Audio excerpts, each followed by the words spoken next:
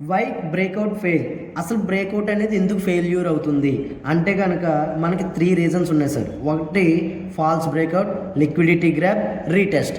అంటే ఏంటి falls breakout అంటే ఏంటంటే ప్రీవియస్ మనకి మార్కెట్ పెరుగుతూ ఒక రెసిస్టెన్స్ అనేది క్రియేట్ చేసి ఆ రేంజ్ నుంచి ఎప్పుడైతే మనకి మార్కెట్ రిజెక్ట్ అవుతుందో మళ్ళీ సేమ్ అదే రేంజ్కి వెళ్ళినటువంటి టైంలో ఆ కీ రెసిస్టెన్స్ స్ట్రాంగ్ క్యాండిల్తో బ్రేక్అవుట్ అవ్వకుండా ఇలా విక్తో కనుక బ్రేక్అవుట్ అయ్యి లైక్ రివర్సల్ క్యాండిల్ స్టిక్ లాంటి షూటింగ్ స్టార్ లాగా ఫామ్ అయితే దానినే మనం ఫాల్స్ బ్రేక్అవుట్ అంటాం.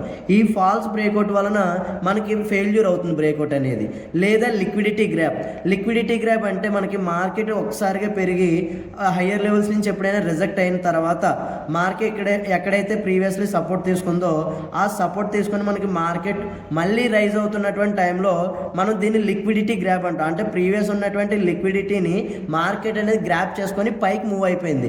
ఇలాంటప్పుడు కూడా మనకి బ్రేక్అవుట్ అనేది ఫెయిల్యూర్ అవుతుంది. లేదా మనకి రీటెస్ట్ అంటాం.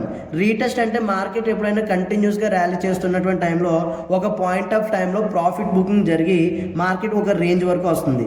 ఆ రేంజ్ వరకు వచ్చినప్పుడు మనం బ్రేక్అవుట్ అనుకుంటాం. అది బ్రేక్అవుట్ కాదు సార్, రీటెస్ట్ వచ్చినటువంటి రేంజ్. కాబట్టి ఆ రీటెస్ట్ చేసుకుని మళ్ళీ మార్కెట్ అనేది ఏదైతే ప్రీవియస్ హై ఉందో దాన్ని కనుక బ్రేక్అవుట్ చేయగలిగితే మంచిగా మార్కెట్ అనేది కంటిన్యూస్ అవుతుంది.